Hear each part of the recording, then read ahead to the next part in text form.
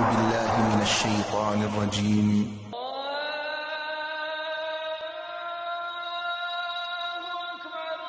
کتاب اور سنت جو ہے وہ ہمارا دین، اس کو ریسیو کرنے میں البتہ بہت سارے منہج پائے گئے ہیں. یعنی یہ جو معتزلہ ہیں، ایسا نہیں ہے کہ یہ ان کو قرآن نہیں آتا تھا. صحابہ کے طریقے سے دین کو نہ سمجھنا، یہ وجہ ہوئی کہ خوارج نکلے، قدریہ نکلے، جہمیہ نکلے، معتزلہ وغیرہ نکلے.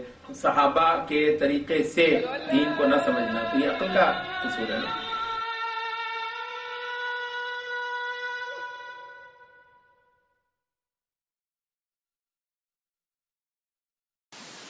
بسم اللہ الرحمن الرحیم. الحمد للہ رب العالمین والصلاة والسلام علی اشرف الانبیاء والمرسلین نبینا محمد وعلی آلہ وصحبہ اجمعین. اما بعد.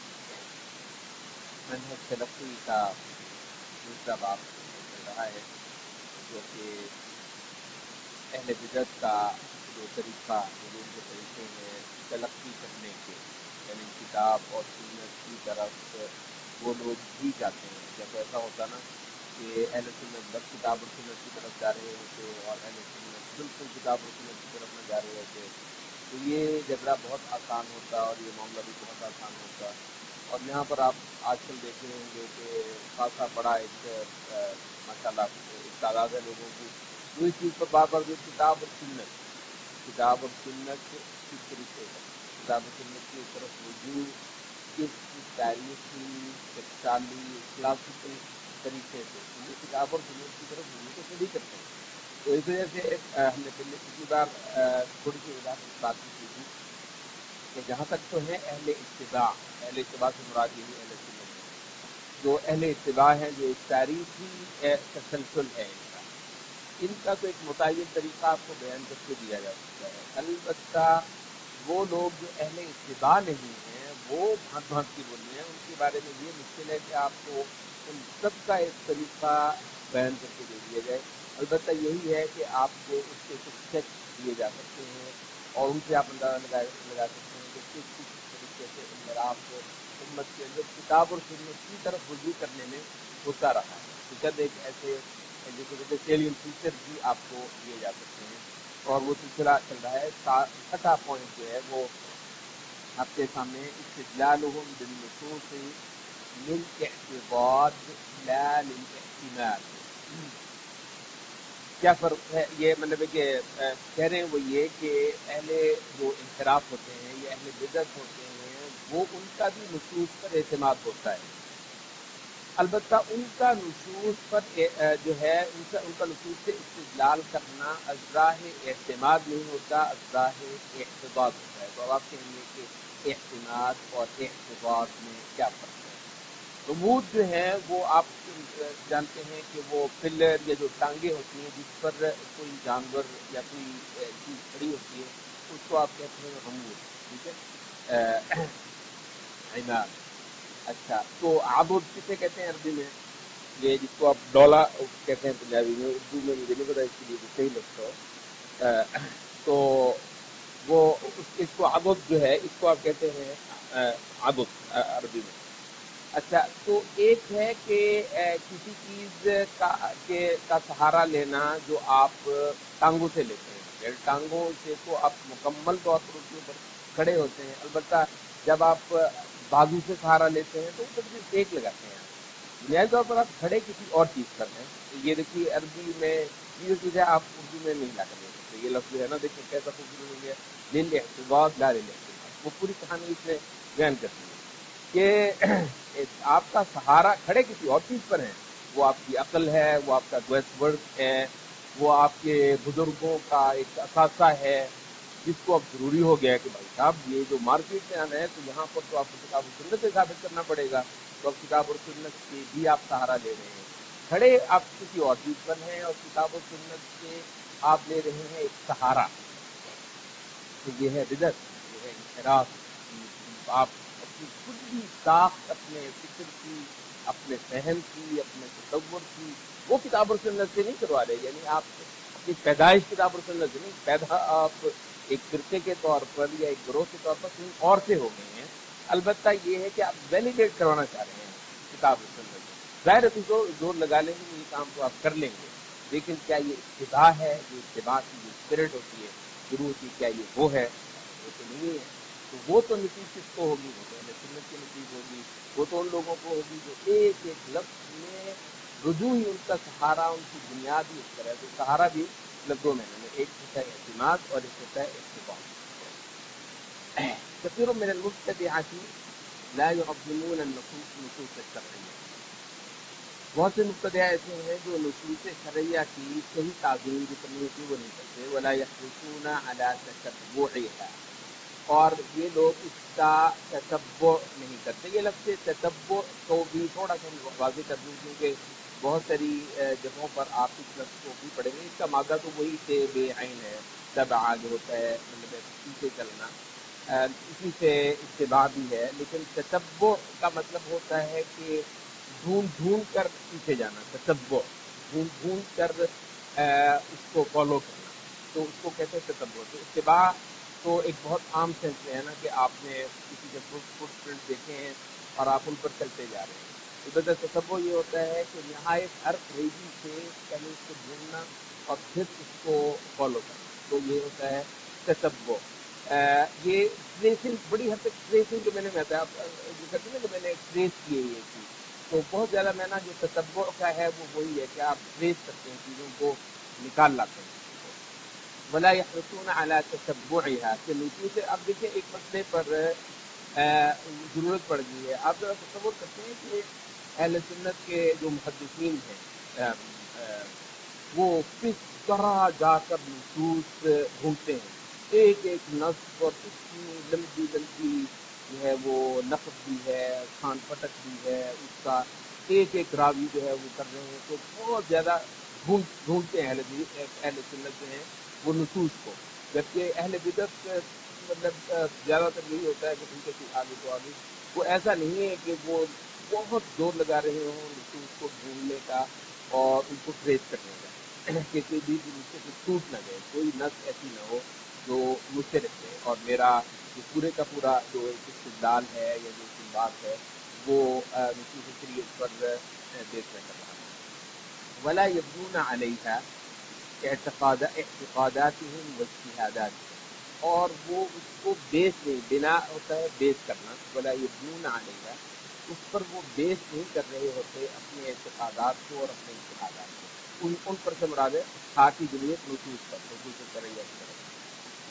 ولا يستدلون بها الا اذا رأوا منها، اور ان سے استدلال بھی نہیں کر رہے ہوتے وہ شرعی نصوص سے، الا سوائے وہاں پر، اذا رأوا منها، جب وہ دیکھ لیں اس سے، شيئا ایسی چیز، يوافق اهواءهم، جو ان کی اہواء کی موافقت کر رہی ہے، وہاں پر تو نصوص بہت پیاری لگتی ہیں، جہاں پر آپ کے جو طور طریقے ہیں یا آپ کے آباء و اجداد کے طور طریقے ہیں یا آپ کے بزرگوں کے یا آپ کے خاص گروپ کے، تو وہاں پر تو نصوص کی طرف رجوع ہو جاتا ہے جب وہ احوا کی موافقت میں نکلیں گے۔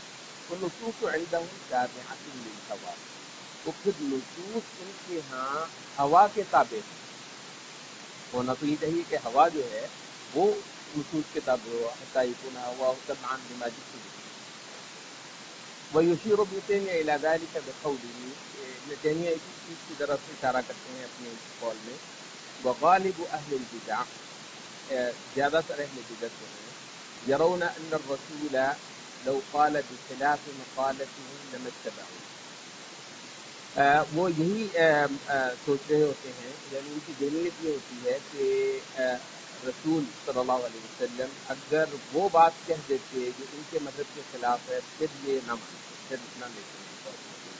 كما يحكى عن عمرو بن عبید في حدیث الصادق المصدوق، جیسے وہ عمرو بن عبید یہ معتزلہ کا ایک نام ہے، وہ حدیث صادق المصدوق نبی صلی اللہ علیہ وسلم کو کہا جاتا ہے کہ جنہوں نے سچ بولا ہے اور جن سے سچ بولا گیا ہے، نبی صلی اللہ علیہ وسلم کے یہ دونوں لقب ہیں، اور صادق المصدوق، خود سچ بولتے ہیں اور مصدوق ان سے سچ بولا گیا ہے، یعنی اللہ تعالیٰ نے ان کو دی ہے، یہ فرشتے نے ان کو ایک سچی دی ہے۔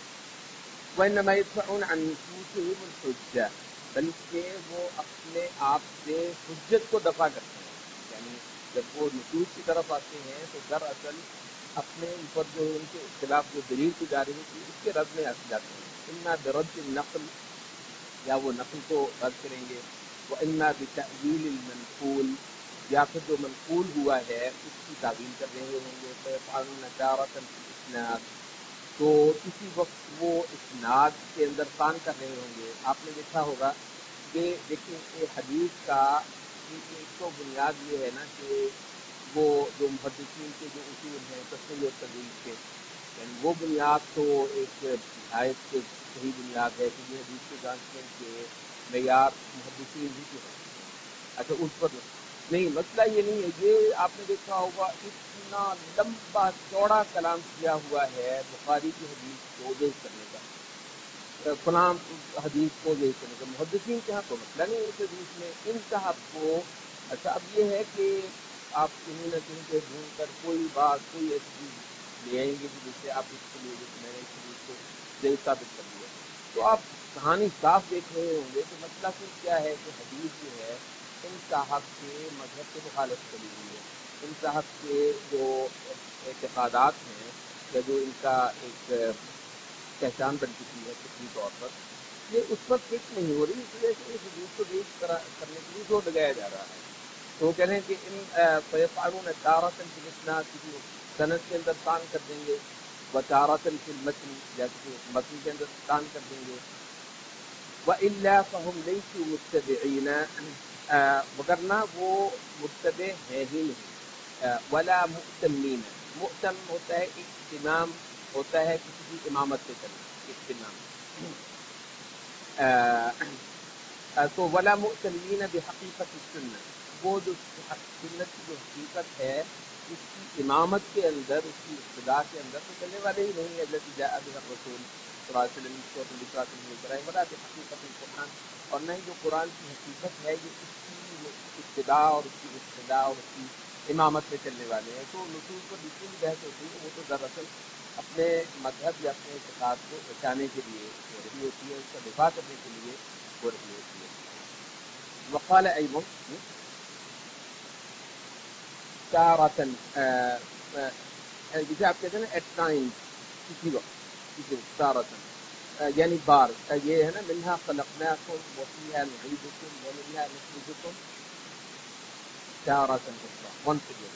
تو تارةً مطلب ٹائم، ایک بار دو بار تین بار، تو بار کے لیے جو ہے وہ تارةً استعمال ہوتا ہے. وقال ایضا ابن تیمیہ کا دوسرا قول ہے ان السلف كان اعتصامهم بالقرآن والإيمان. یعنی ابی عمر ایضا ان السلف كان اعتصامهم بالقرآن والإيمان. سلف کا جو اعتصام تھا وہ قرآن اور ایمان ہی کے ساتھ تھا. یہاں پر لفظ اعتصام بھی میرا خیال ہے کہ تھوڑا سا واضح ہو جائے تو اچھا ہے. عصم یحصم کا مطلب ہوتا ہے بچا لینا، ریسکیو کر لینا. وہ جب نوح علیہ السلام کا جو بیٹا تھا تو جب انہوں نے کہا کہ یا بنی ارکب معنا ولا تکن مع الکافرین، ہمارے ساتھ سوار ہو جاؤ. قال سآوی الی جبل یعصمنی من الماء، یعصمنی من الماء، میں پہاڑ پر چڑھ جاؤں گا، پہاڑ کا میں سہارا لے لوں گا، یہ مجھے پانی سے بچا لے گا، یعنی پانی میرے قریب تک نہیں آئے گا. تو جو ہوتا ہے عصم یعصم کسی کو اس طریقے سے بچا لینا کہ اس کا بال بھی بکا نہ ہو، یعنی یہ سینس ہوتی ہے اس کو ٹچ تک نہ کر سکے نا، اس طریقے سے کسی کو محفوظ رکھنا. تو کہتا ہے کہ سآوی الی جبل یعصمنی من الماء. تو وہ نوح علیہ السلام نے اس کے جواب میں کہا کہ قال لا عاصم اليوم من امر اللہ الا من رحم. آج کوئی عاصم نہیں ہے، بچانے والا نہیں ہے اللہ تعالیٰ کے اس حکم سے فیصلے سے مگر وہی جس کو خود اپنی رحمت سے.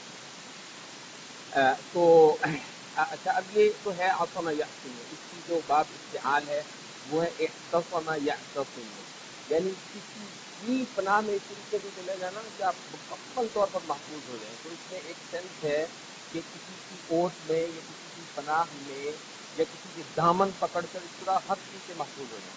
تو کسی کا تو اس میں دو سینس آ جاتی ہے بیک وقت. ایک ہے کسی کا دامن پکڑنا اور دوسرا ہے اس پکڑنے کی وجہ سے بالکل اپنے آپ کو محفوظ سمجھ، کوئی مجھے پرواہ نہیں ہے، تو یہ ہے اعتصام۔ تو یہ جو ہے نا کہ وَاعْتَصِمُوا بِحَبْلِ اللَّهِ جَمِيعًا، تو یہ نہایت کمال کا اب یہ بیان ہے اللہ تعالیٰ کا، یہ جو آیت کا خاص طور پہ وَاعْتَصِمُوا، اعتصام ہے کہ وَاعْتَصِمُوا بِحَبْلِ اللَّهِ، کہ اللہ تعالیٰ کی رسی کو مضبوطی سے پکڑ لو۔ وہ یہ بھی ہے نا کہ ان للہ عبادا فطنا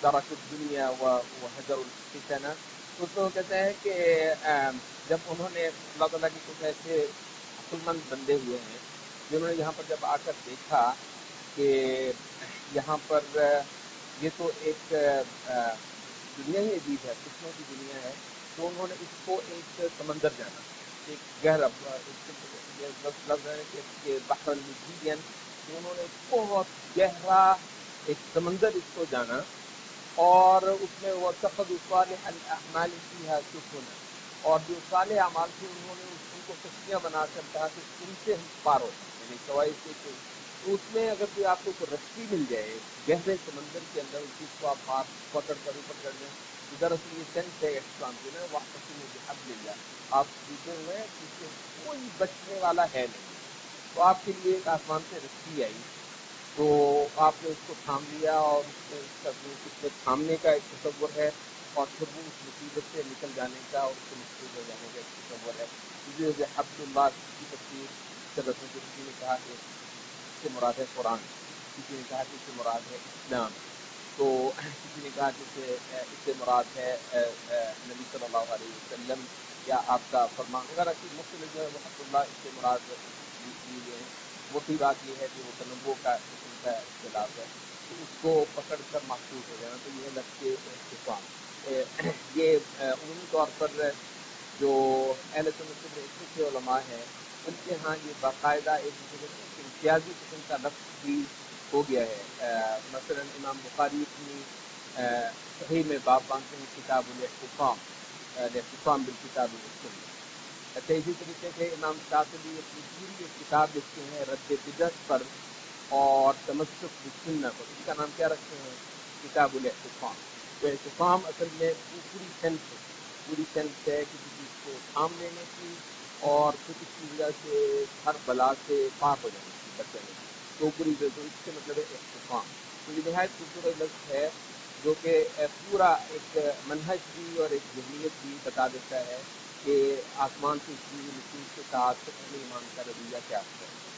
تو کہتے ہیں امام ابن ان السلف كان اعتصامهم بالقرآن والایمان، سلف تھے ان کا سب اعتصام، اب میں لفظ اعتصام ہی بولوں گا کیونکہ اس کا ایک آدھ لفظ میں تو ترجمہ ہو ہی نہیں سکتا، ان کا سب اعتصام قرآن کے ساتھ اور ایمان کے ساتھ تھا۔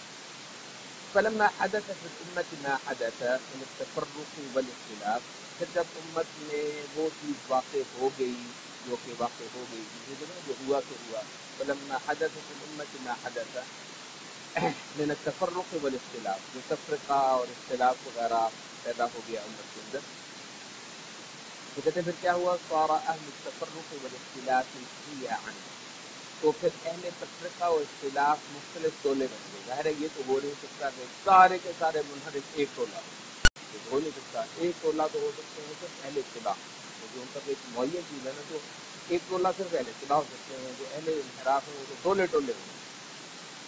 صار هؤلاء عمدتهم في الباطن، تو یہ جو لوگ تھے جو ٹولے تھے مختلف انحراف والے، عمدتهم، اب عمدہ جو ہے یہ بھی لفظ وہی اعتماد سے، تو عمدہ وہ سہارا جس پر آپ کھڑے ہوتے ہیں، تو عمدہ عمود کو کہتے ہیں، ستون یا وہ چیز جس پر آپ کا پورا وجود معلق ہے، تو اس کو کہتے ہیں عمدہ۔ صار هؤلاء عمدتهم، ان کا عمدہ یعنی ان کا پورا سہارا، فی الباطن، در اصل یعنی اندرون خانہ، اندرون خانہ تو ان کا پورا سہارا جس چیز پر تھا، لیست علی القرآن والایمان، وہ تو قرآن اور ایمان پر نہیں تھا، اندرون خانہ ان کا پورا سہارا، ولیکن علی اصول ابتدعها شیوخهم، بلکہ ان اصول پر تھا، ان فکری بنیادوں پر تھا جن کا ابتداء کر لیا تھا، جن کو گھڑ لیا تھا ان کے شیوخ، ان کے بڑوں نے جن فکری بنیادوں کو ان کے لیے گھڑ دیا تھا، ان کا جو کلی اعتماد اور کلی سہارا تھا وہ تو اس چیز پر تھا، اندرون خانہ علیہ یعتمدون، انہی پر تھا، انہی پر تھے یہ اعتماد کرتے، انہی پر یہ سہارا کیے ہوئے تھے، فی توحید کے مسائل میں، والصفات صفات کے مسائل میں، والقدر تقدیر کے معاملات میں، والایمان بالرسول وغیر ذالک، اور رسول پر ایمان کے متعلقہ جو بھی مباحث ہیں اچھے خاصے ہیں، کبھی ہم عقیدے کے لیے پڑھیں گے کہ رسول پر ایمان کے حوالے سے کیا کیا کچھ تصور ہے کہ رسول کو وہی کیسے آتی تھی، اور رسول جو ہے ان کی حیثیت کیا ہے، یہ خلا اور فلاسفہ اپنی جانتے ہیں، معتزلہ اپنی توجہ کرتے ہیں وغیرہ وغیرہ. تو یہ بھی ایک ہے کہ رسول صلی اللہ علیہ وسلم پر ایمان کی صحیح جو صورت ہے وہ کیا ہے. ان سب معاملات میں ان کا جو سہارا تھا وہ تھے وہ فکری اصول جو ان کے بڑوں نے ان کو گھر پہ دے دیے تھے غیر ذالک، اور اس کے علاوہ جو بھی مسائل تھے. ثم ما ظنوا انه يوافقها من القرآن احتجوا به، پھر جس چیز کی بابت ان کا ظن ہوا، ما ظنوا، جس چیز کو انہوں نے جانا، انہوں نے ظن کیا، انہ یوافقها، کہ وہ موافق ہیں. ہاں کی ضمیر ہے وہ اصول کی طرف جو پیچھے ذکر ہو چکا ہے، اعلیٰ اصول ہے، ہاں یوافقها، کہ وہ موافق ہیں ان اصول کے جو ان کے بڑوں نے ان کو گھڑ کے دے دیے ہوئے ہیں. من القرآن، قرآن میں سے جو چیز اس کے موافق ہے انہوں نے ظن کیا. احتجوا بھی، اس سے تو انہوں نے حجت پکڑ لی. احتجا کا مطلب ہوتا ہے حجت پکڑنا. احتجوا بھی، اس سے تو انہوں نے حجت پکڑ لی. دوبارہ میں جملے کا ترجمہ کر دوں. ثم ما ظنوا انه يوافقها من القرآن احتجوا به، پھر قرآن میں سے وہ چیز جس کی بابت ان کا گمان ہوا کہ یہ ان کے بڑوں کے گھڑے ہوئے اصولوں کے موافق پڑھ رہے ہیں، اس سے تو انہوں نے حجت پکڑ لی. یعنی قرآن کی اس بات سے انہوں نے حجت پکڑ لی. وما خالفها، اور قرآن کی وہ بات جو اس کے خلاف پڑی، تأولوه، تو اس کی انہوں نے تعویل، اس کو پھر اور میں نے پہنانے کی انہوں نے کوشش کی. فلہذا تجدهم، اس وجہ سے تم ان کو پاؤ گے، اذا احتجوا بالقرآن والحدیث، جب یہ احتجاج کریں، حجت پکڑیں قرآن اور حدیث سے، لم یحتنوا، تو یہ اعتنا کا مطلب میں نے پہلے بھی شاید وہ کہا تھا، اعتنا کا مطلب وہ جو ہے نا ٹو بی کنسرنڈ ود یا to be concerned by something, تو اعتنا ہوتا ہے. یہ انا یعنی معنی بھی کسی ہے عرض ریزی کرنا اور پوری توجہ اور خیال کرنا. لم یعتنوا، تو انہوں نے پوری عرض ریزی نہیں کرتے تھے، پورا توجہ نہیں کرتے تھے. بتحریر دلالتہما، ہما سے مراد کتاب اور سنت، کتاب اور سنت کی پوری جو دلالت ہے اس کو نکال لانا، تو اس کو جو ہے اپنے سامنے رکھنا، اس کی یہ کوشش نہیں کرتے تھے. ولم یستقصوا، یہ استقصاء ہوتا ہے احاطہ کرنا، استقصاء احاطہ کرنا. یہ قصا، یہ اقصا کا مطلب ہوتا ہے بہت دور سے دور ہونا، المسجد الاقصی دور کی مسجد، تو یہ استقصاء کا مطلب دور دور تک کا احاطہ کر لینا. ولم یستقصوا ما فی القرآن من ذلک المعنى، تو اس معنی کے حوالے سے جو چیز قرآن میں ہوتی پورے کا احاطہ یہ کرتے ہی نہیں تھے. کیونکہ کان اعتمادهم فی نفس الامر، در حقیقت ان کا جو پورا سہارا ہوتا تھا وہ ویسے ہی علی غیر ذلک، اٹھائے قرآن و سنت کے علاوہ کسی چیز پر، یعنی ان کا کچھ گھٹتا تھوڑی تھا. انہیں قرآن میں ایک بات نہیں آئی تو ان کا ان کے لیے تو مسئلہ تھوڑی ہے، تو ان کا تو پورا جو سہارا ہے وہ تو ہے کسی اور چیز پر. اس وجہ سے تو کون سی بڑی بات ہے کہ قرآن کی کوئی بات ان کو مل جائے تو چھوٹ جائے، تو بڑا فرق نہیں پڑتا. ان کا تو سارا کسی اور چیز پر ہے. اذ کان اعتمادهم فی نفس الامر علی غیر ذلک، والآیات التي تخالفهم یشرعون فی تأویلها، تو وہ آیتیں جو ان کے خلاف پڑھ رہی ہوتی ہیں، یشرعون، یہ شروع ہو جاتے ہیں، یشرعون، یہ شروع ہو جاتے ہیں فی تأویلها، ان کی تعویل کرنے میں. شروعا، یہ آپ نے مفعول مطلق پڑھا ہو، اس بندے کا سا شروع کرنا، اس آدمی کی طرح کا شروع کرنا، من قصد ردها، جس کا قصد ہی ان کو رد کرنا ہو.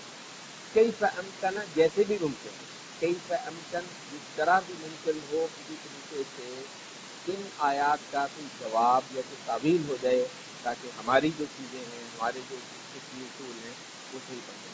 لیکن مقصود وہ نہیں تھا نا مراد رسول، اس کا مقصود یہ نہیں ہے کہ وہ رسول کے مراد کو صحیح سے سمجھ لیں، بلکہ اس کا جو مقصد ہے وہ کیا ہے؟ ان یدفع منازعہ، وہ تو اس کے ساتھ بحث کرنے میں لگا ہوا ہے کیونکہ اس سے جان چھڑائے. ان یدفع منازع، جو آپ کے ساتھ نزاع کر رہا ہے، جو آپ کے ساتھ مناظرہ کر رہا ہے، یا جو آپ کی مخالفت کر رہا ہے، تو وہ جب جو اس کے ساتھ بحث کرنے میں لگا ہے تو اس کا تو مقصد اس کو خاموش کروانا ہے، اس کو چپ کروانا ہے.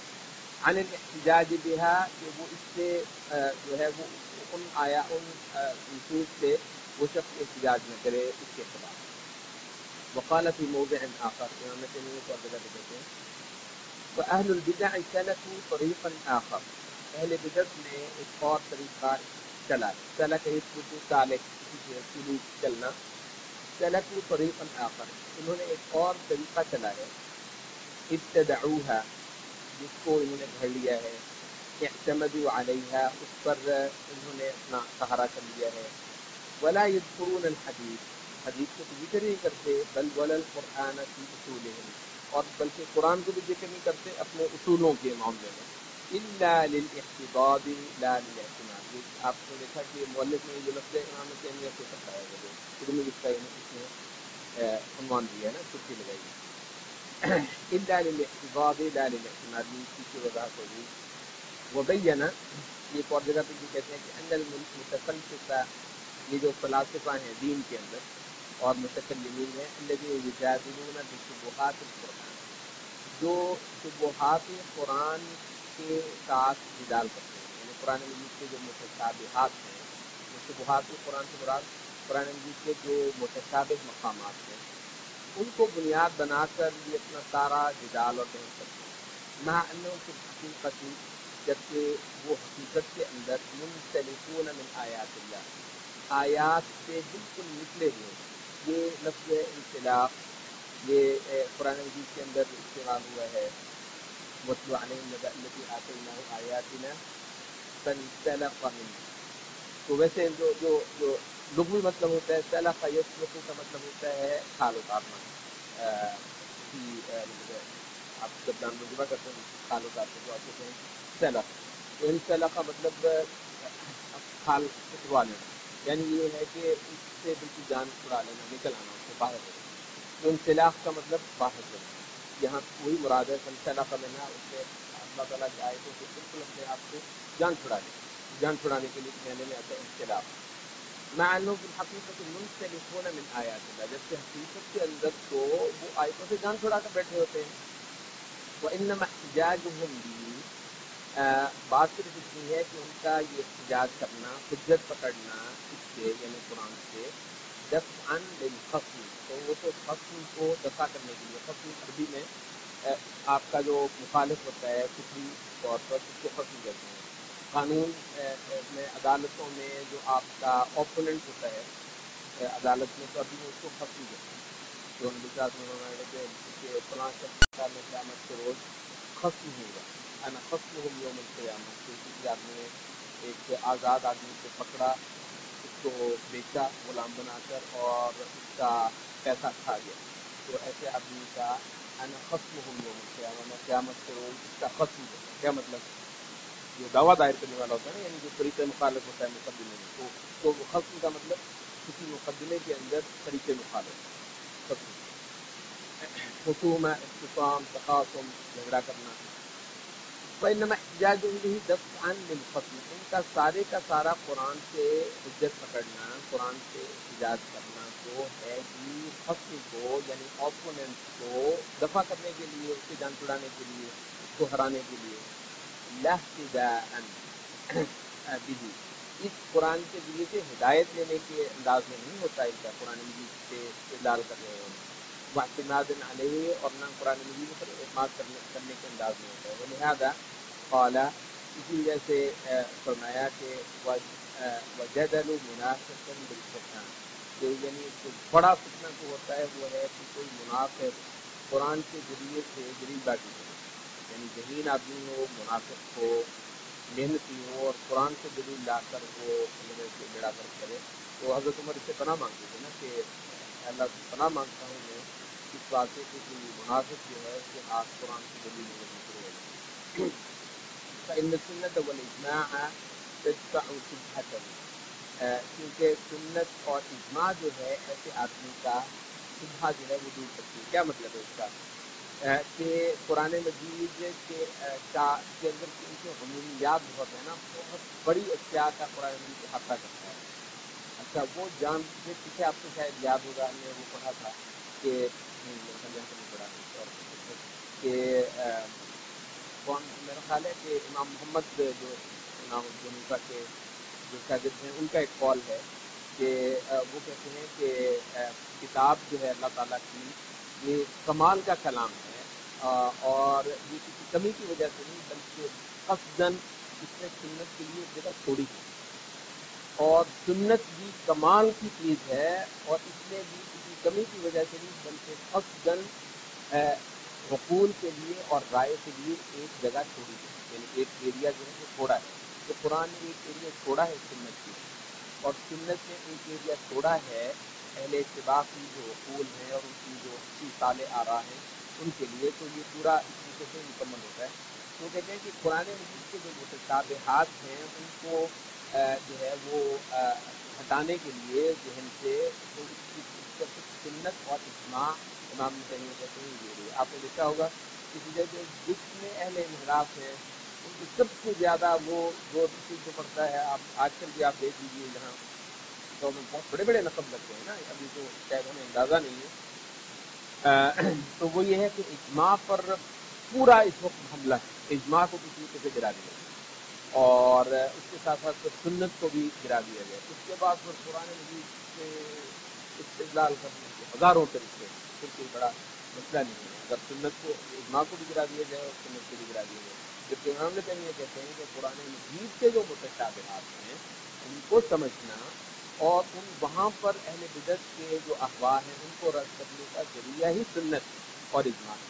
کیونکہ یہاں پر ہم کو یہ نہیں پتا صحابہ اجماع سب سے پہلے لکھا ہے صحابہ کا، صحابہ نے بھی اس لیے کبھی سمجھ لیا جان چھوٹ لی. پہلے اتباع کا تو کام ہو گیا، پہلے انحراف کا کام بگڑ گیا. وہ کہتے ہیں صحابہ کو ہٹاؤ، ہم تمہیں بیان کر کے دیتے ہیں کہ قرآن کے کیا کیا مطالعے ہیں.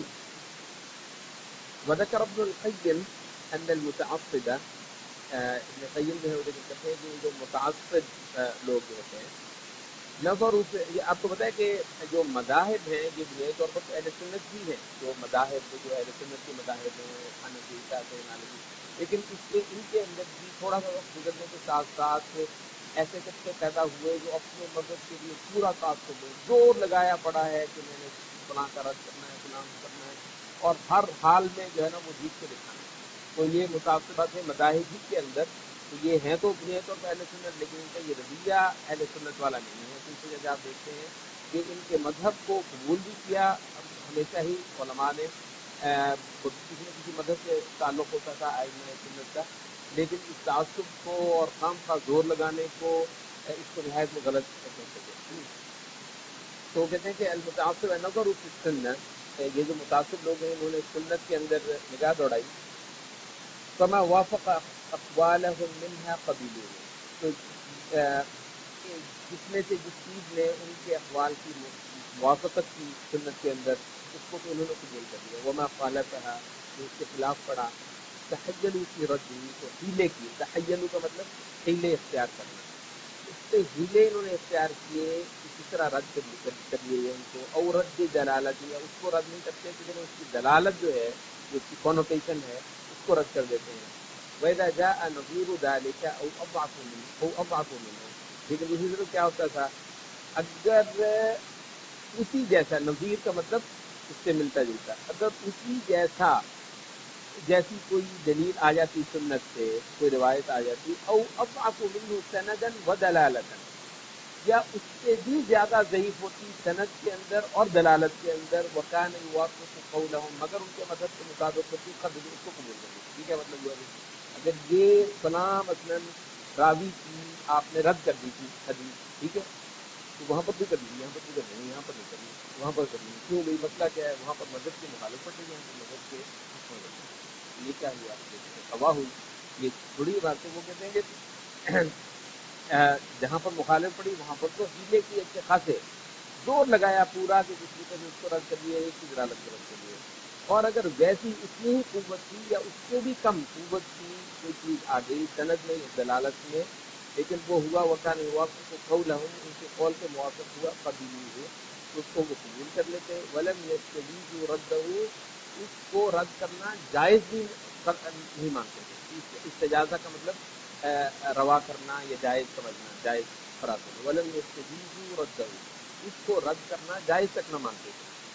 واعترضوا به على منازعهم، بلکہ اس کے سہارے پر اپنے جو مخالفین تھے نا، منازع اپنے مخالف تھے، ان پر اعتراض وارد کر رہے تھے. دیکھو تم حدیث کے مخالف ہو بھائی، ہم تمہیں حدیث سنا رہے ہیں.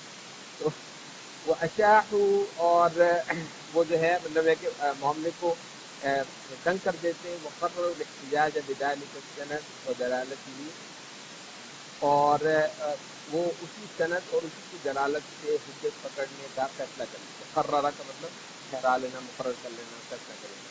فإذا جاء ذاك اشاعہ تنگ کر لینا، مطلب بس اسی تک محدود کر لینا. فإذا جاء ذلك السند بعينه أو أقوى منه، پھر اگر وہی سند آ گئی، بعین ہی کا مطلب ہم اردو میں استعمال کرتے ہیں بعین ہی، یعنی عین وہی، او اقوى منه، اس سے بھی زیادہ قوی، و دلالت دلالت ذلك، اور اس کی دلالت بھی ویسی ہی تھی جیسے کہ اس کی دلالت تھی. او اقوى منه في خلاف قولهم، یا اس سے بھی زیادہ مضبوط لیکن ان کے قول کے خلاف تھی. دفعوه، تو اس کو وہ دفع کر دیتے. ولم يقبلوه، اس کو قبول نہیں کرتے. تو یہ جو ہے یہ اتباع کے منافی رویہ ہے. وہ ظاہر ہے مطلب ہے اگر عقیدے میں کرتے ہیں جیسے معتزلہ وغیرہ، وہ بہت خطرناک ہے. یہ لوگ عقیدے میں نہیں کرتے تھے، بعض جو فرعی مطلب مسائل تھے ان کے اندر کرتے تھے. تو ظاہر ہے ان کے ہاں وہ اتباع کی کرنی ہے جو کہ نہایت خطرناک ہے. تو ان کے ہاں البتہ اتنی یہ اتباع کے اندر کرنی ہے، اور ہے یہ بھی خطرناک، وہ اتنی خطرناک نہیں ہے. وقال الشاطبی، امام شاطبی کہتے ہیں سمی اہل البدع اہل الاہواء، جو اہل بدع ہیں ان کو نام دیا گیا اہل الاہواء. احوا، ہوا کی جمع، لأنهم اتبعوا اهواءهم، انہوں نے اپنی احوا کی پیروی کی. فلم يأخذوا الأدلة الشرعية مأخذ الافتقار إليه، انہوں نے نہیں پکڑا شرعی دلیلوں کو مأخذ کا مطلب اس جگہ سے پکڑنا. مأخذ یہ آپ جانتے ہیں اس میں ظرف ہوتا ہے، جیسے جلس یجلس مجلس، بیٹھنے کی جگہ، کتب یکتب مکتب، لکھنے کی جگہ، ٹھیک ہے. سجد یسجد مسجد، سجدہ کرنے کی جگہ. تو اسی لیے مأخذ پکڑنے کی جگہ. فلم یأخذ الأدلة الشرعیہ، انہوں نے ادلہ شرعیہ کو نہیں پکڑا. مأخذ ایسا پکڑنا، الافتقار الیہا، جس میں آدمی مکمل طور پر فقیر ہوتا ہے اس کا، یعنی جو پوری حاجت ہے مجھے بھائی شریف دلیل کی، اپنا کوئی قول بنانے کے لیے، اپنا کوئی موقف اختیار کرنے کے لیے مکمل طور پر میں مطلب ڈپینڈنٹ ہوں. تو ڈپینڈنٹ ہونے والے انداز میں اہل بدعت نے نصوص شریعت کو نہیں پکڑا. وہ افتقار یہ فقیر سے ہے، فقر افتقار، تو کسی چیز کی جانب آدمی کا فقیر ہونا، حاجت مند ہونا. تو حاجت مندی کے انداز میں انہوں نے نصوص شریعت کو نہیں پکڑا. والتعویل علیہا، یہ لفظی اپنی مجرہ چلتا ہے. اول یعول کا مطلب ہوتا ہے کل انحصار کروانا کسی چیز پر. امام شافعی کا ایک قول ہے امام ابو حنیفہ کی مدح میں کہ الناس فی الفقہ عیال علی ابی حنیفہ، یہ کہ لوگ جو ہیں ابو حنیفہ پر فقہ کے اندر عیال. کیا مطلب عیال؟ کہ ڈپینڈنٹ. تو یہ ہم اردو میں استعمال کرتے ہیں نا کہ اہل و عیال، مطلب عیال وہی جو آپ کے گھر والے ہیں جو آپ پر سہارا کریں، تو ان کو عیال کہتے ہیں. جو کھلائیں گے آپ ان کو، پہنائیں گے آپ ان کو، تو وہ آپ کے عیال ہیں. تو اول کا مطلب کسی چیز پر ڈپینڈنٹ ٹھہرانا، کسی چیز پر موقوف ٹھہرانا. تو وہ تعویل علیہ، وہ معاملے کو موقوف نہیں ٹھہراتے تھے اہل بدعت، نصوص پر موقوف نہیں ٹھہراتے تھے. حتی یصدروا عنہا، یہاں تک کہ وہ اسی سے صادر ہوں. اب یہ لفظ صادر بھی جو ہے میرا خیال ہے کہ شاید بہت ضروری ہے کہ اس کو بھی تھوڑا سا واضح کر دیں. عربی میں صدرہ یسرو کا مطلب یہ ثابت اور وارد، یہ صدرہ اور وردہ یہ سے ایک دوسرے کے الٹ چلتے ہیں. تو جب جانور وہ اونٹی کو پانی پلانے جاتے تھے تو جب وہ پانی کے حوض میں جانور کا جانے کو کہتے تھے وردہ، تو یہ وارد ہو گیا. تو حوض سے پانی پی کر نکلنے کو کہتے تھے صدرہ، یہ صادر ہو گیا، باہر نکل آیا. تو صدرہ کا مطلب نکل کر آنا اور وردہ کا مطلب اندر چلے جانا. وہ قصت میں سائدہ کا ایک قول ہے نا جس میں وہ قوم کو نصیحت کرتا ہے تو کہتا ہے کہ میں کیا دیکھتا ہوں کہ یہ موت کیسی تحریک ہے، لہا موارد لیس لہا مصادر. سمجھ رہے ہیں آپ؟ لہا موارد ولیس لہا مصادر کیا مطلب ہے؟ موارد تو ہیں، انٹرنس تو جگہ جگہ ہیں، لیکن یہ ہے کہ ایگزٹ تو مصدر کا مطلب ایگزٹ ہوگا نا. تو مصدر ایگزٹ کوئی نہیں، واپس نکل کر آنے کی کوئی جگہ نہیں ہے، البتہ انٹری ہی انٹری ہے ہر جگہ. یہ اس میں موت کا اس وقت بیان کیا ہے. تو یسر عنہا، تو عربی میں یہ چلتا ہے کہ فلان لا یسر الا عن رأی، کہ فلاں شخص جو ہے وہ اپنے فلاں سردار کا اتنا احترام کرتا ہے، لا یسر الا عن رأی، وہ نہیں نکلتا مگر اس کی ہی رائے سے، مگر یعنی وہ اس کی ہی رائے سے بن کر نکلتا ہے، اس کی ہی رائے سے وہ پانی پی کر سیراب ہو کر کے باہر آتا ہے. تو صدرہ کا مطلب کسی جگہ سے سیراب ہو کر نکلنا، اور کل جو ہے وہ وہیں سے سب سے اپنا جو ہے نا فیولنگ کروا کر آیا ہو. اچھا یہ شروع آنا ہے. تو وہ لوگ نہ تو نصوص شریعہ کو اس طرح پکڑتے تھے کہ اس میں افتقار ہو، یعنی مکمل طور پر ان کو حاجت ہے انہیں نصوص کی، وہ تعویل علیہ، اور مکمل طور پر موقوفی معاملہ نصوص پر ہے. حتیٰ یصدر عنہا، یہاں تک کہ نکلے ہی نصوص سے بن کر، ان کا جتنا دین ہے وہ نصوص ہی سے بن کر نکلے. یہ نہیں ہوتا تھا. بل قدموا اہواءہم، بلکہ ہوتا یہ کہ مقدم کر لیتے اپنی احوا کو، واعتمدوا علی آرائہم، اور اصل سہارا کر لیتے اپنی آراء پر ہی. ثم جعلوا الادلۃ الشرعیۃ، پھر بنا لیتے شرعی دلیلوں کو بھی منظورا فیہا، ان میں بھی دیکھ لیا جائے، ان میں بھی پھر نگاہ دوڑا لی جائے، من وراء ذلک، اس کے بعد، یعنی اس سے دوسرے درجے پر یہ ہے کہ کہتے ہیں شرعی نصوص کو بھی دیکھ لیتے. وَأَكْثَرُ هَؤُلَاءِ هُمْ أَهْلُ التَّحْسِينِ وَالتَّقْبِيحِ، اور ان میں سے اکثر جو ہیں وہ ہیں جو اہل تحسین اور اہل تقبیح ہیں. یہ ایک مسئلہ ہے، اس کو ہم کسی وقت کسی عقیدے کے باب میں پڑھیں گے کہ تحسین اور تقبیح. تحسین کا مطلب چیزوں کا اچھا ہونا، چیزوں کا اچھا ہونا، اور تقبیح چیزوں کا قبیح ہونا، چیزوں کا برا ہونا. یہ شریعت سے ثابت ہوتا ہے یا خود سے ثابت ہوتا ہے؟ یہ ایک خاصا بڑا مسئلہ ہے عقیدے کے اندر، خاصا اس پر شور ہے، مطلب شاعرہ میں، معتزلہ میں، اہل سنت میں وغیرہ وغیرہ. تو وہ کہتے ہیں تحسین اور تقبیح شرعی ہوتی ہے یا عقلی ہوتی ہے. تو وہ کہتے ہیں کہ یعنی انہوں نے زیادہ تر یہی ہے کہ اصل میں تو مسئلے عقل سے طے ہو جاتے ہیں، البتہ شریعت سے اس کی صرف تحسین اور تقبیح ہو جاتی ہے، اس سے زیادہ بڑھتے ہیں. ومن مال الی الفلاسفہ وغیرہ، اور فلاسفہ میں سے بھی ان کا اس چیز کی طرف میلان ہوا ہے. وَيَدْخُلُ فِي غِمَارِهِمْ، اور انہی کے زمرے کے اندر داخل ہوتا ہے من کان یخشی السلاطین، جو یہ لفظ وہ غلط لکھا گیا ہے، اس میں یغشا ہے، یغشا نہیں ہے. یغشا کا مطلب بہت زیادہ آنا جانا، جسے کہتے ہیں نا کہ ڈھانکنا، ویسا اوپر سے آنا. یہ جیسے ہم کہتے ہیں نا کسی طرف کو بہت زیادہ کسی بادشاہ کے پاس یا کسی صاحب مال کے پاس جمگٹا کر دینا، تو اس کے لیے کہتے ہیں یغشا، وشا یغشا، تو جمگٹا کر دینا. تو انہی کے زمرے میں وہ لوگ، ہاں غین ہے یہ، وہ اس میں غلط لکھا گیا ہے. یہ شاطبی کا کلام ہے نا. اصل پرانی جو کتابیں تھیں آپ کو پتا ہے وہ اس کی بعض اوقات وہ پرانی کتابیں ہوتی تھیں، اس میں اس کو تصحیح کہتے ہیں، ایک آدھ حرف نہ بدل جاتا تھا. اب اس کی پرنٹنگ اب ہو گئی ہے، اس چیز کے امکانات اب بھی ہیں، کبھی کبھی ایسا ہو جاتا ہے. پرانی کتابوں میں یہ خاصا ہے، اور اس میں پھر آپ کو نا کچھ اپنی سمجھ عقل سے کام لے کر تھوڑا سا عبارت کو ایڈجسٹ کرنا پڑتا ہے، کیونکہ اگر اس کے بغیر وہ سینس بنتی نہیں اس عبارت میں.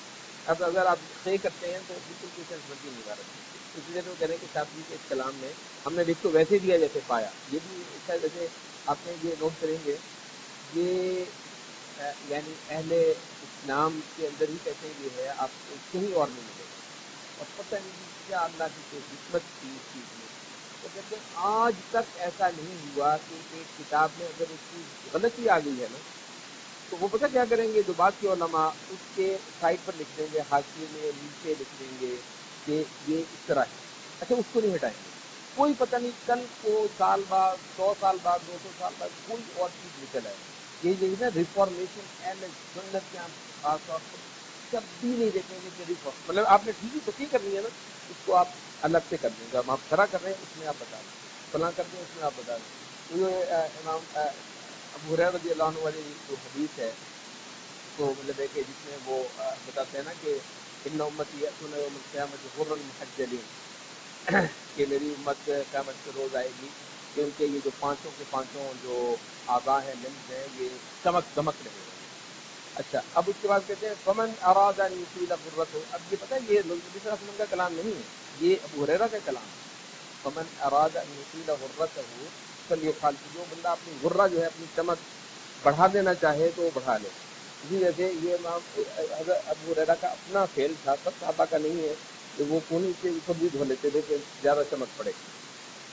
اچھا اب یہ جیسے ہوتا ہے نا، ایک بندہ جب بیان کر رہا ہوتا ہے، آپ نے بھی دیکھا ہوگا بعض اوقات خطبوں کے اندر، دروس کے اندر آپ حدیث بیان کرتے ہی ساتھ اپنا ایک مفہوم بھی کر رہے ہوتے ہیں، اور اس میں کوئی ایسا کوئی ڈسکنیکٹ کرنے والا کوئی نہیں ہوتا ہے نا، کوئی ایسا اشارہ نہیں ہوتا ہے کہ سننے والا یہ بھی سمجھ سکتا ہے کہ پوری ہی حدیث ہے۔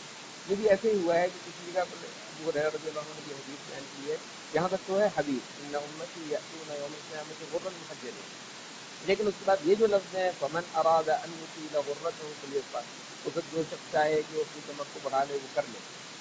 اب یہ جو ہے یہ ان کا ہے، اب یہ حدیثوں کے اندر آ گئی ہے۔ ہونا کیا چاہیے تھا بعد میں جیسے ہی کسی محدث کو پتہ چلا کہ نہیں نہیں یہ تو ابو ہریرہ کا اپنا قول ہے، وہ کیا کرتا ہے اس کو نکال دیا، آج تک نہیں نکالا، اس کو رکھا۔ اچھا وہ جو نیچے لکھا جس نے بھی کیا وہ کلیئر کر دیا ہے پڑھنے والوں کے لیے، نہیں بھائی صاحب یہ ہم نے دوسری جو حدیثوں وغیرہ سے چیک کیا ہے وغیرہ وغیرہ، تو اس سے یہ ہے کہ یہ ابو ہریرہ کا کلام ہے، یہ حدیث نہیں ہے، تو وہ ویریفائی ہو گیا ہے۔ اس کے بے شمار ذرائع ہیں، حدیثوں کی مختلف بات کی، یہ حدیث ابو ہریرہ کے یہ لفظ ابو ہریرہ کی حدیث سے نہیں۔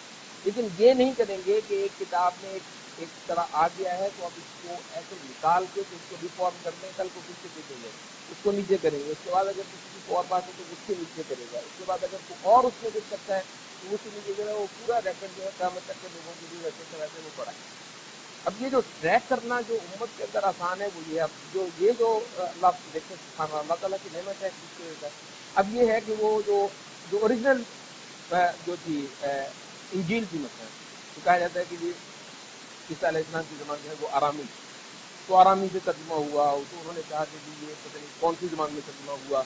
اچھا وہ آرامی چلی گئی، وہ آرامی میں جو تھی وہ نہیں ملتی تھی، ضرورت کیا ہے، اب آرامی بولتے ہی نہیں ہے تو اب آرامی کو چھوڑے تو وہ جس کو اور زبان میں ہوا ہے۔ اچھا اس سے پھر گریک میں ہوا ہے تو اب گریک کو پکڑ لیں، اب گریک کا بھی وہ پرانا نہیں، اس کو زیادہ وہ، اب یہ زبانیں آپ کو پتہ ہے یہ ڈیولپ ہوتی ہیں نا، ان میں ڈیولپمنٹ جاری ہیں، یہ لیونگ کریچر کی طرح تھوڑا بہت تبدیلیاں ہوتی ہیں، امپروومنٹ ہوتی ہیں۔ اچھا اس کے بعد اس کا جو آسان ایڈیشن تھا وہ عام ہو گیا، وہ پرانا جو ہے غائب ہو گیا، وہ پرانا جو ہے تو آخری تو موجود ہے، پہلا پتہ نہیں کہاں ہے۔ اگر کوئی بندہ ویریفائی کرنا چاہے کہ یہاں سے لے کر وہاں کا پورا ٹریک کیا ہے، نایاب موجود ہی نہیں ہے یہاں پر ایک ایک حدیث میں آپ دیکھیں گے۔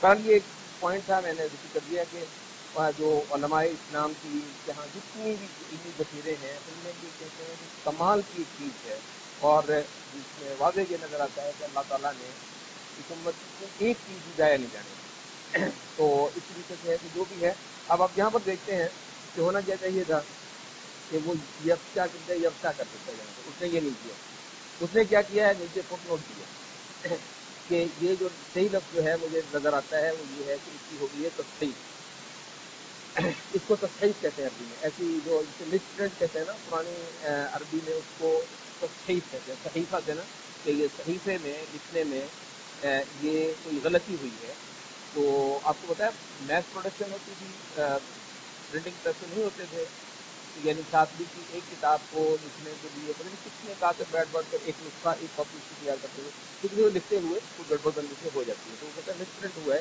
میں یہ نیچے لکھ رہا ہوں، یہاں پر نہیں میں بدل رہا، یہ وہاں پر ویسے ہی ہے۔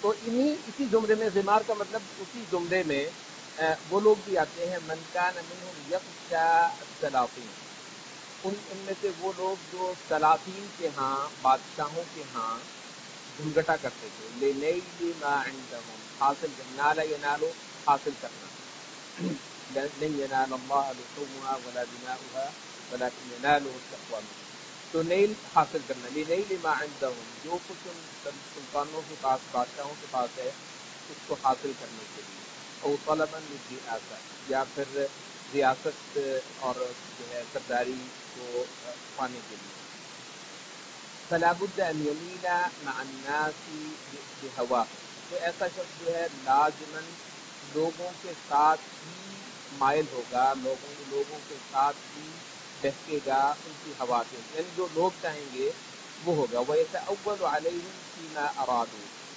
اور ان کو تعویل کر کے دے گا اس چیز میں جو ان کا ارادہ ہے۔ مراد کیا ہے کہ یا تو ان کی تو اپنی کوئی فکری ٹیڑھ ہے، اپنا کوئی فکری ٹیڑھ ہے جس کی وجہ سے وہ نصوص کو توڑ کے مروڑتے ہیں، یا کسی وقت ایک آدمی جو ہے وہ بادشاہ کو خوش کرنے کے لیے، اصل چیز ہے بادشاہ خوش ہو یا بادشاہ کو کوئی فتویٰ چاہیے تو نصوص کو اس کے مطابق ثابت کرنا زور لگائے تو ہو ہی جائے گا نا۔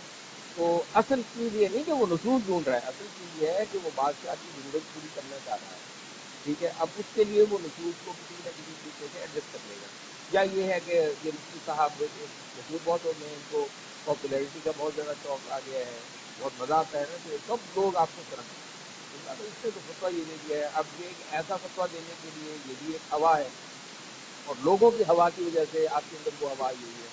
ایسا بندہ بھی جب قرآن سے حدیث ڈھونڈے گا، دلیل ڈھونڈے گا، سنت سے حدیث ڈھونڈے گا، تو اس کی ایک اور اپروچ ہوگی، اس کو ہم نے کہا کہ یہ ہے اعتقاد، یہ اعتماد نہیں۔ وقال ابن ابی العز، یہ اہل سنت کے ایک اور تفصیل ہے، ابن ابی العز الحنفی کہتے ہیں کل فریق من ارباب البدع يعرض النصوص على بدعته، یہ ارباب بدعت جو جتنے ہوتے ہیں ان میں سے ہر فریق کیا کرتا ہے، یعرض النصوص، یہ نصوص کو پیش کرتا، عرض یعرض پیش کرنا، یہ نصوص کو پیش کرتا ہے، اعلیٰ بدعت اپنی بدعت پر پیش کرتا ہے، وما ظنه معقولا، اور اس چیز پر جس کو وہ معقول سمجھتا ہے، یعنی معقول وہ ایک خاص اصطلاح ہے نا، ایک ہوتی ہے منقول اور ایک ہوتی ہے معقول، نقل اور عقل، وما ظنه معقولا جس کو وہ عقل کا تقاضا سمجھتا ہے، اس چیز پر وہ نصوص شریعت کو پیش کرتا ہے، وما وافقه، تو جو چیز اس کے موافق نکل آئے، قالا کہتا ہے انہو محکم، یہ تو ہے محکم، وقبلہ اس کو قبول کر لیتا ہے، واحتج بھی اس سے حجت پکڑ لیتا ہے، وما خالفہ اور جو اس کے خلاف پڑے، قال انہو متشابہ کہتا ہے یہ تو ہے متشابہ، ثم ردہ پھر اس کو رد کر دیتا ہے، وسلم ردہ تفویضا، اور اس کے رد کرنے کو تفویض کہتا ہے، تفویض کا نام ہے، تفویض کا مطلب کہ کسی لفظ کو بالکل چھوڑ دینا اللہ پر، کہ میں اس کا کوئی معنی نہیں کرتا، تو یہ ہوتا ہے تفویض، او حرفہ یا اس کی تحریف کرتا، وسلم تحریفہ تأویلا، اور اس تحریف کو تعویل کا نام دیتا، فلذلك اشتد انکار اہل السنت علیہم، یہ وجہ ہے کہ اہل سنت کا ان پر انکار کرنا، اس کی نفی کرنا شدید ہو جاتا رہا۔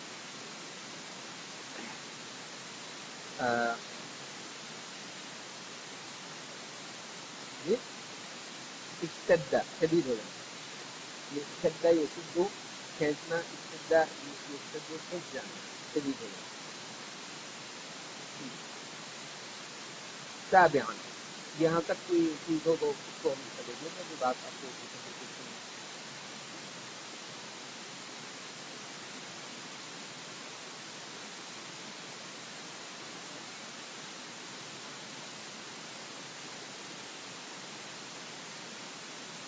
میں نے اسی وجہ سے کی ہے کہ اصل میں استغفر اللہ، یہ جو اس کو تجرد کرتے ہیں نا، اپنے تمام جو اس میں نفس کے باعث ہوتے ہیں ان سے بالکل بلند ہو کر پاکیزہ ہو جانا اللہ کے لیے، سب یہ تو ایک بہت اعلیٰ صفت ہے، اس کی وجہ سے کچھ نہ کچھ شاید بہت ساروں کے اندر ہے، لیکن وہ یعنی انحراف یہ ہے، البتہ ہوتا یہ ہے، انہوں نے کہا کہ ایک ہے اصول دین، جیسے اللہ کی صفات ہے، اب وہاں پر بندہ یہ کام کرے وہ تو بہت بڑا بچہ ہوا ہوگا تقدیر کے مسئلے پر، مطلب ہے کہ وہ اپنی ہانکے اور پھر شریعت کو توڑ مروڑ کر کو مطلب ہے کہ کہتے ہیں نا کہ گردنوں کی مروڑ کر کے پھر کرے اس میں، تو وہ الگ بات ہے۔ البتہ یہ ہے کہ جو چیزیں یہ کرتے ہیں زیادہ فقہ کے مسائل میں بھی عام طور پر یہ ہوتا ہے، جیسے وہ اپنے وہ یہ رسالہ جو ہم پڑھ رہے ہیں ابن تیمیہ کا تفسیر میں،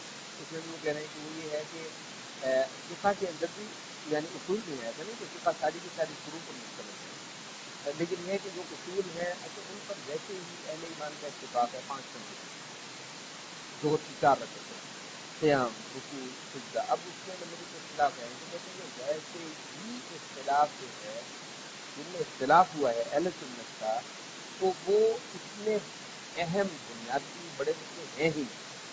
اچھا تو اب یہ ہے کہ یعنی یہ تو کمی نہیں کرتے، لیکن یہ ہے کہ کیونکہ جیسے ہی وہ اہل سنت کے ایک دائرے کی پابندی کر لیتے ہیں تو ان کی احوا کے لیے بھی جتنی گنجائش رہ جاتی ہے وہ ختم چکی ہے۔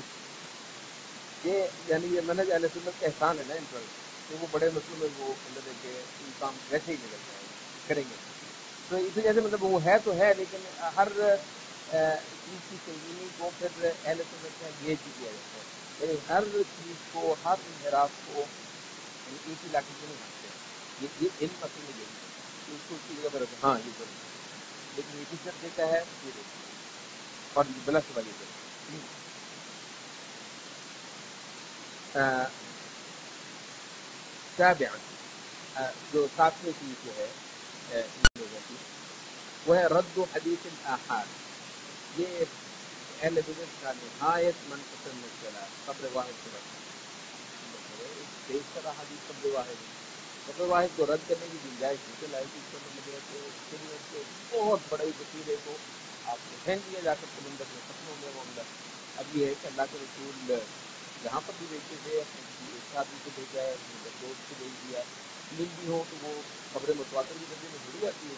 معاذ رضی اللہ عنہ کو پورے اہل یمن کی طرف بھیج دیں گے، جاؤ معاذ پورے اہل یمن کو میری طرف سے دین بتاؤ۔ اب یہ کہ پورے اہل یمن کو حضرت معاذ کو واپس کر دینا، بھائی جاؤ خبر واحد ہے، جاؤ واپس لشکر پورا لے کر آؤ جب تک خبر واحد متواتر نہ ہو جائے۔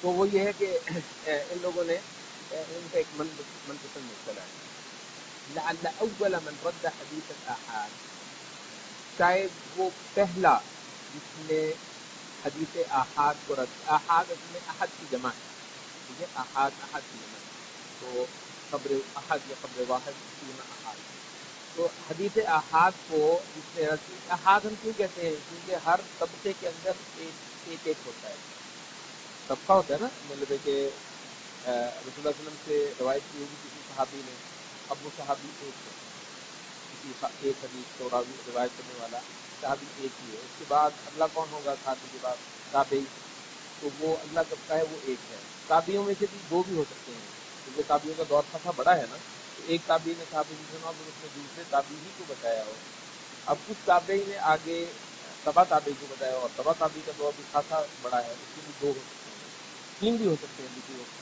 تو اس کو ہم کہتے ہیں طبقے، یعنی نبی صلی اللہ علیہ وسلم سے جس نے روایت کی وہ ایک طبقہ ہے، اس کے بعد پھر اس سے جس نے روایت کی وہ دوسرا طبقہ ہے، پھر اس کے بعد جس نے روایت کی وہ تیسرا چوتھا 5واں طبقہ ہے، یہاں تک کہ وہ امام بخاری کہتے ہیں میں نے اس سے سنی، امام مسلم کہتے ہیں میں نے اس سے سنا حدثنی، تو پھر اس کے بعد وہ اس کو نقل کر دیتے ہیں، تو ہر طبقے کے اندر اب یہ ایک ہے، تو ایک کو کہا جاتا ہے آحاد، تو یہ ایک کی روایت ہے آحاد۔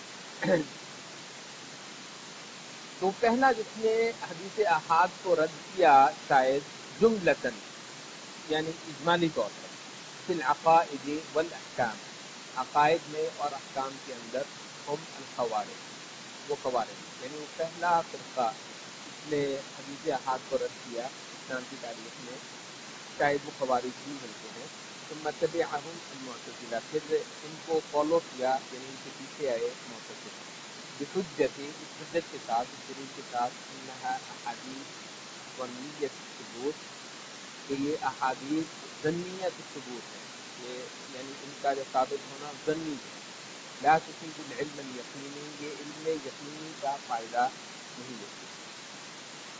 ثم تبنى هذا المذهب جمع من المتكلمين، تبنا، یہ تبنا کا مطلب اختیار کر لینا.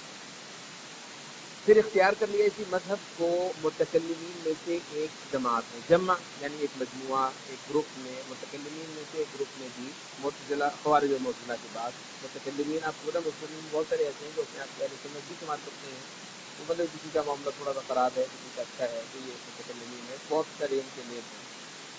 تو متکلمین میں سے بھی ایک جماعت نے، ایک طبقے نے اسی مذہب کو اختیار کر لیا. الذین اعتمدوا حدیث الاحاد فی الاحکام، جن لوگوں نے احکام کے اندر تو حدیث احاد پر اعتماد کر لیا، سہارا کیا. وردوها فی العقائد، البتہ عقائد کے اندر رد کر دیا. آج بھی آپ بہت سارے دیکھیں گے عقیدہ نہیں ثابت کر سکتے، ٹھیک ہے آپ احکام میں کر لیں، عقیدہ نہیں ثابت کر سکتے. منتشر هذا المذهب انتشارا شديدا عند المتأخرين، یہ جو متأخرین لوگ ہیں ان کے اندر یہ نہایت شدید طور پر منتشر ہوا ہے، ان پر پھیلا. حتی ظنه، یہاں تک کہ گمان کیا ہے اسی چیز کو، من لا تحقیق عنده من المعاصرین، معاصرین میں سے جس کے پاس صحیح تحقیق نہیں ہے، صحیح علمی تحقیق جس کے پاس نہیں ہے، اس نے یہ تک گمان کر لیا ہے انه مذهب الائمة الاربعہ، کہ یہ ائمہ اربعہ کا مذہب ہے، کہ یہ احادیث احاد کو رد کر دیا گیا. وہ جمہور العلماء، اور یہ کہ جمہور کا مذہب ہے. یہ ایسے بندے کا خیال ہے جو اس سے صحیح تحقیق نہیں ہے. جی یہی کہ عقائد جو ہے وہ ثابت نہیں ہوتے، صرف احکام ثابت ہوتے ہیں. کہ وہ کہتے ہیں کہ یہ جو ہے اس کو بعض جن کی تحقیق صحیح نہیں تھی انہوں نے ائمہ اربعہ اور جمہور علماء کا عقیدہ جو ہے وہ سمجھ لیا کہ یہ ہے. وبسبب هذا، اور اس سبب سے ردت عقائد كثيرة جدا، بہت سارے عقائد رد کر دیے گئے. ثبتت عن النبي صلی اللہ علیہ وسلم في احادیث صحیحہ، جو کہ ثابت ہیں نبی صلی اللہ علیہ وسلم کے صحیح احادیث کے اندر. واستغل، استغل کا مطلب ہوتا ہے ایکسپلائٹ کرنا. استغل ناجائز فائدہ لینا، اس کو کہتے ہیں استغلال. یہ اصل میں غلہ سے ہے نا، تو آپ مطلب یہ ایکسپلائٹ آپ اس چیز سے استعمال کر دیتے ہیں. واستغل هذا المذهب، ایکسپلائٹ کر لیا ہے اسی مذہب کو قوم من الجہل، بعض جاہل لوگوں نے، واہل الاہواء والزنادقہ، اہل اہواء اور زنادقہ نے اس کا بہت فائدہ لیا ہے. ان کم علم لوگوں کی نے جو یہ خامخواہ یہ تاثر دے دیا کہ یہ جمہور علماء کا یہ قول ہے. تو ان لوگوں نے البتہ یہاں سے گھات لگائی، یہ جو جاہل کچھ لوگ احوا اور زنادقہ جو ہیں، کی رد کثیر من دلائل النصوص الشرعیۃ المحکمہ، کہ نصوص محکم شرعی نصوص کی جو دلالتیں ہیں ان میں سے بہت ساروں کا رد کر دیا. بحجتی، اس حجت کے ساتھ کہ انہا لم ترد ورودا قطعیا، کہ یہ نہیں وارد ہوئی ایک قطعی انداز کی وارد ہونے کے طریقے سے. بل ان بعضهم رد الاحادیث المتواترہ، بلکہ ان میں سے بعض نے احادیث متواترہ تک کو رد کر دیا، القطعیہ، قطعیت جو احادیث کی، بحجتی ان تواترها لم يثبت له، اس حجت کے ساتھ کہ ان احادیث کا تواتر اس کے ہاں ثابت نہیں. حتی اصبح ذلك، یہاں تک کہ یہ ہو گیا، یہ چیز ہو گئی سلمن، سیڑھی. سلم کہتے ہیں سیڑھی کو، للزنادقہ، زنادقہ کے لیے ایک سیڑھی بن گئی، والعابثین، اور کھلواڑ کرنے والوں کے لیے.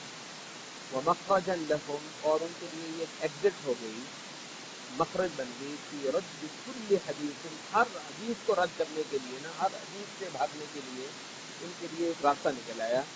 جاء، وہ حدیث آئی ہو، جاء مخالفا، مخالفت میں، اصولہم، ان لوگوں کے اصول کو کے رد میں.